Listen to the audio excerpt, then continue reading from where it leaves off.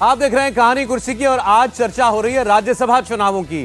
राज्यसभा चुनाव में देखिए जब नाम अनाउंस होता है तो वो तय ही होता है, पार्टियां अपना गणित लगा करके चलती हैं और उनको मालूम होता है कि इस राज्य से इतने सीटें जो है मैं जीत सकता हूं, उतने उम्मीदवार उतारे जाते हैं। तो इसलिए जो भी नाम हम आपको बता रहे हैं मतलब ये राज्यसभा जीत जाएंगे। तो जेपी नड्डा साहब गुजरात से जीत जाएंगे और पार्टी अध्यक्ष हैं और एक बार फिर पार्टी इनको राज्यसभा रूट से भेज रही है। लेकिन बड़े बड़े मंत्रियों को अभी राज्यसभा नहीं दिया गया है। इसमें केवल अपवाद जो आप कह सकते हैं वो जेपी नड्डा हैं, अश्वनी वैष्णव का नाम आ गया है और सुधांशु त्रिवेदी।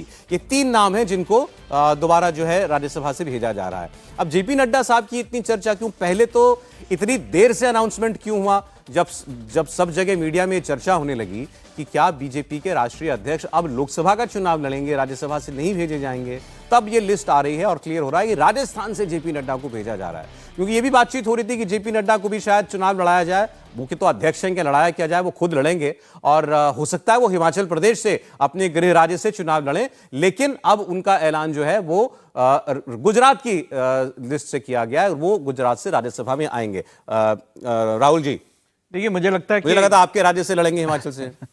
नहीं, ऐसा एक्चुअली उन्होंने कभी लोकसभा चुनाव लड़ा नहीं है। तो अगर मैंने पहले भी कहा था कि पहली बार होता। और दूसरा, उनका जो जिस जिले से वो आते हैं वहाँ पर अगर उनको वहाँ से दिया जाता तो हमीरपुर का जो होती सीट होती लोकसभा की, और हमीरपुर सीट होती तो उसमें फिर जो अभी आईएनबी मिनिस्टर हैं अनुराग ठाकुर, फिर वो उस पे पशुपेश रहता कि और अनुराग सारे समीकरण देखने पड़ते हैं पार्टी को। अनुराग ठाकुर ने बहुत अच्छा चुनाव लड़ा है, वो बहुत अच्छे यंग नेता है और उनका जो हिमाचल प्रदेश में उनको माना जाता है कि वो उभरते हुए बहुत नेता हैं और केंद्र के लिए भी और राज्य के लिए भी बहुत पोटेंशियल है उनमें। तो ये मतलब ये ऑब्वियस था, आपको लगा कि जेपी मुझे लगता है कि हाँ बिल्कुल, क्योंकि पहली बार आप उस सीट से चुनाव लड़ाते जो है उनकी सीट रही है। उनसे पहले उनके पिता का वहां पे बहुत ज्यादा जो है जोर रहा है और धूमल जी का जिस तरह का वहां सम्मान है, तो एक अजीब सी बात होती है। समीर जी कुछ कह रहे हैं, फिर मैं जरा बात करूंगा अखिलेश यादव की। जी बस मुझे लग रहा है कि जेपी नड्डा को गुजरात से भेजने पे मुझे थोड़ा आश्चर्यचकित लगा। मुझे लगा और जगह भी थी जहां से जेपी नड्डा को राज्यसभा भेजा सकता था। प्रधानमंत्री मोदी गुजरात से आते हैं, हालांकि वाराणसी सांसद है लेकिन गुजरात से है, अमित शाह जी गुजरात से हैं, अब राष्ट्रीय अध्यक्ष भी गुजरात से राज्यसभा जा रहे हैं। तो मुझे थोड़ा ये लग रहा है कि उन्हें गुजरात की जगह किसी और राज्य से भी भेजा जा सकता था, लेकिन पार्टी ने अब गुजरात से भेजा है तो कुछ सोच के भेजा होगा। लेकिन अब तीनों बड़े नेता भारतीय जनता पार्टी के गुजरात से प्रतिनिधित्व करते हैं। जी चलें, तो अब जरा समाजवादी पार्टी की बात। अखिलेश यादव की पार्टी ने 3 उम्मीदवार दिए हैं राज्यसभा के। ये 3 नाम हैं जया बच्चन, आलोक रंजन और रामजी लाल सुमन। इनके बारे में, इनमें से 2 के बारे में तो हम आपको बता सकते हैं। जया बच्चन अमिताभ बच्चन जी की वाइफ, मशहूर एक्ट्रेस जया बच्चन जी पिछले 20-25 साल से राज्यसभा में हैं। बार बार उनको राज्यसभा का टिकट दिया जाता है। लोग पूछते हैं कि भाई जया जी का क्या कंट्रीब्यूशन क्या है ये समाजवादी पॉलिटिक्स के अंदर, ये समाजवादी राजनीति में उत्तर प्रदेश के अंदर जमीन पर आखिर उनका क्या आधार है।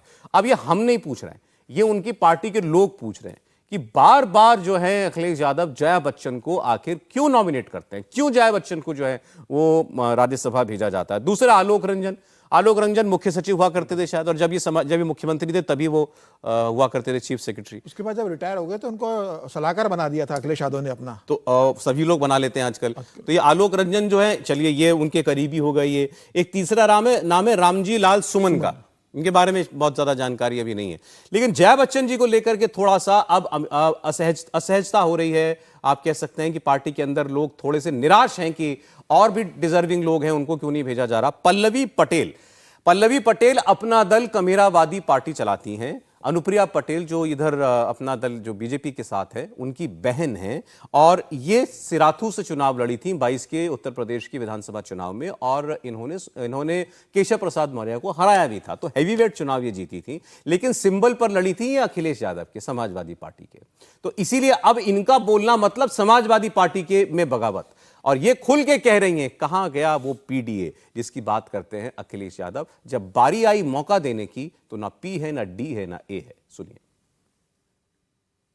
जिस तरीके से नामांकन हुआ, 3 प्रत्याशियों ने किया और 2 प्रत्याशियों को लेकर के आपने विरोध जताया है, क्या विरोध का कारण है और समाजवादी पार्टी की विधायक होने के बाद विरोध का वजह क्या है? देखिए, मैं पल्लवी पटेल हूं और ईमान की राजनीति करती हूं।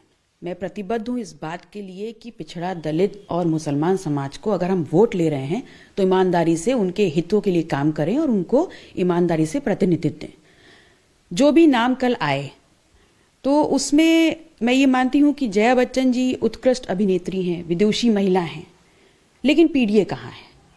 दूसरे जो व्यक्ति हैं वो सरकारी क्लर्क हैं।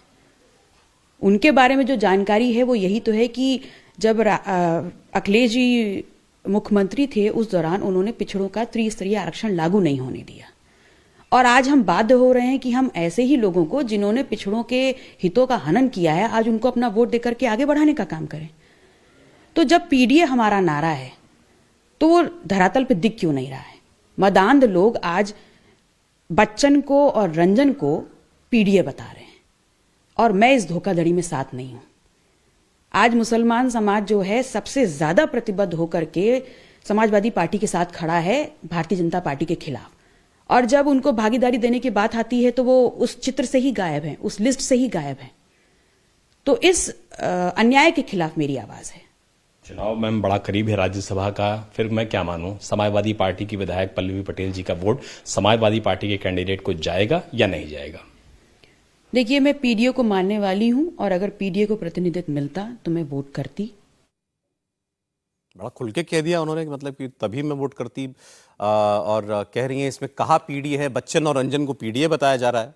नहीं, देखिए सच बात भी यही है कि एक अकेले नेता कोई हैं तो रामजी लाल सुमन है।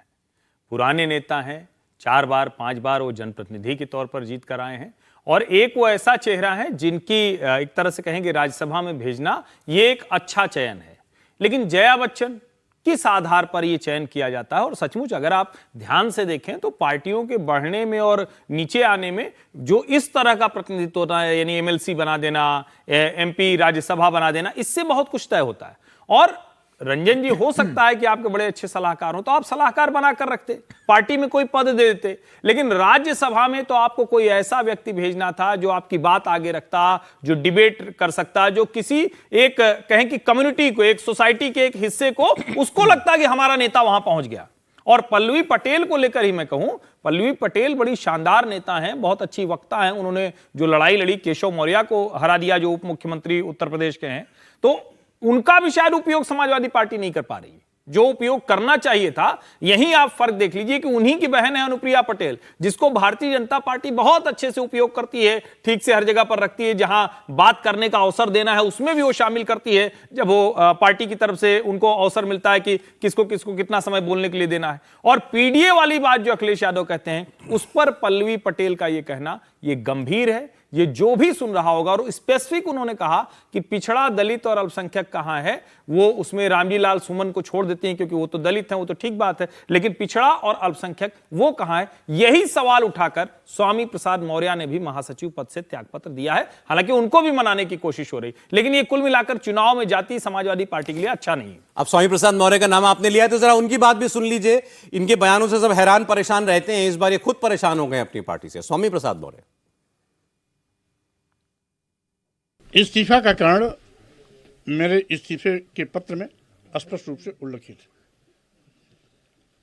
उसमें की एक एक पंक्ति अपने आप मेरे दर्द को बयां करती है।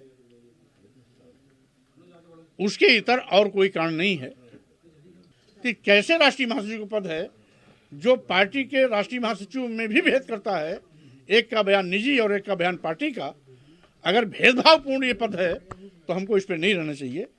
मैं लगातार तथ्यात्मक, व्यवहारिक, वैज्ञानिक, संवैधानिक, आदिवासियों, दलितों, पिछड़ों के हित में कह रहे मैं तथ्यात्मक बयान देता हूं। मैं इनके आपको इनके बयान बता देता हूं कि रामचरितमानस जातिवादी है, भेदभाव करती है, हिंदू धर्म एक धोखा है, रामलला का मंदिर बन रहा है, प्राण प्रतिष्ठा हो रही है, तो अभी तक क्या निष्प्राण थे भगवान राम? ये तो इनके बयान होते हैं। और इस बयान पर ये कह रहे हैं कि मैं तो जो बोलता हूं वो फैक्ट पर बोलता हूं। अभी तक हम सवाल पूछते थे कि स्वामी प्रसाद मौर्य को अखिलेश यादव ने इतनी छूट क्यों दे रखी है कि कुछ भी बोलते हैं और इन पर कभी कोई कार्रवाई नहीं होती है। उनकी पीड़ा यही है कि जब मैं बोलता हूं तो पार्टी कह देती है ये इनका निजी बयान है। ये चाह रहे हैं कि समाजवादी पार्टी इनके बयानों को ओन करे, अखिलेश यादव कहें कि हां क्या गलत कह रहे हैं स्वामी प्रसाद मौर्य, ये चाहते हैं। तो यही इनका दर्द है। कर सकते हैं क्या अखिलेश यादव? ये एक कमेंट। नहीं, मुझे लगता है कि अखिलेश यादव को पहले से ही सांसद में डाल दिया था और अब स्वामी प्रसाद मौर्य ये करके शायद एक तरह से उनको कुछ बचा लेंगे। लेकिन इसका दूसरा संदेश भी है, जब वो ये कहते हैं तो क्या वो सचमुच जो अल्पसंख्यक समाज है उसको ये लगेगा कि नहीं अखिलेश यादव हमारे नेता के साथ खड़े नहीं हुए जो हमारी बात कर रहा है, तो ये एक इसका उल्टा असर भी पड़ सकता है। समीर जी, मुझे लग रहा है स्वामी प्रसाद मौर्य के दूसरे दर्द भी हैं। कारण ये भी है कि उनकी बेटी को शायद भारतीय जनता पार्टी टिकट नहीं देने वाली है। वो चाहते थे कि समाजवादी पार्टी बदायूं से अभी उम्मीदवार डिक्लेयर न करे, समय आने पर उनकी बेटी को समाजवादी पार्टी बदायूं से टिकट दे। लेकिन समाजवादी पार्टी ने बदायूं से उम्मीदवार घोषित कर दिया है, तो इस बात से भी वो अखिलेश यादव से नाराज है कि आपने इतनी जल्दी बदायूं से उम्मीदवार क्यों डिक्लेयर कर दिया। शायद ये भी शिकायत हो सकती है कि पार्टी ने उन्हें राज्यसभा नहीं भेजा है। तो मुझे लग रहा है कि अब ये तय है कि वहाँ पर स्वामी प्रसाद मौर्य बहुत ज़्यादा दिन रहेंगे नहीं। लेकिन अखिलेश के लिए अब बड़ी चुनौती हो गई है। कुर्मी की बड़ी नेता पल्लवी पटेल, जो कुर्मी वोट बैंक के लिए अखिलेश यादव ने जिन्हें जोड़ा था, एक कुर्मी वोट के लिए अनुप्रिया पटेल भारतीय जनता पार्टी के साथ जुड़ी है, कुर्मी बड़ा वोट बैंक उसके साथ जा रहा है। अब अखिलेश यादव ने पल्लवी पटेल को जोड़ लिया था कि इनके कारण कुछ कुर्मी वोट मिलेंगे, तो अब उन्होंने भी बगावत कर दी है। तो अखिलेश के लिए अब समस्या है कि स्वामी प्रसाद मौर्य विद्रोह कर रहे हैं, पल्लवी पटेल विद्रोह कर रही है, तो अखिलेश यादव ने जो पीडीए बनाया था, अब उस पीडीए का क्या होगा? अब वो सिर्फ यादव और यादव की पार्टी बन के रह जाएगी, मुझे ऐसा लगता है। एक बड़ी खबर की और आपको अब और ले जा रहा हूं, कुछ कहना चाह रहे हैं राहुल जी? मैं सिर्फ यही कहना चाह रहा था, देखिए अखिलेश की भी काफी मुसीबतें इनके जाने से हल हुई हैं। वो बार बार जाने से हल हुई है, क्योंकि वो बार बार कोशिश कर रहे थे, संदेश भिजवा रहे थे कि आप संभल के बयान दीजिए। कई जरिए कई तरीकों से उन्होंने इन तक संदेश पहुंचाया, इनसे बात भी की, लेकिन ये मान नहीं रहे थे, तो कई समस्याएं उनकी भी हल हुई है इससे। अच्छा, लेकिन भाजपा की मुश्किल बढ़ तो नहीं जाएगी? कहेंगे कि हमको ले लो।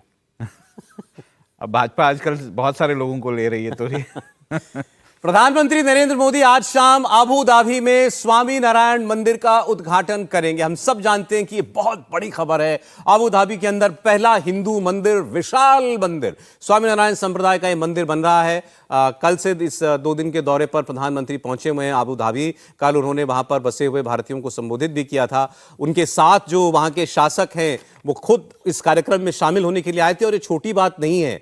700 करोड़ की लागत से ये मंदिर बना है, 27 एकड़ के अंदर मंदिर बनाया है।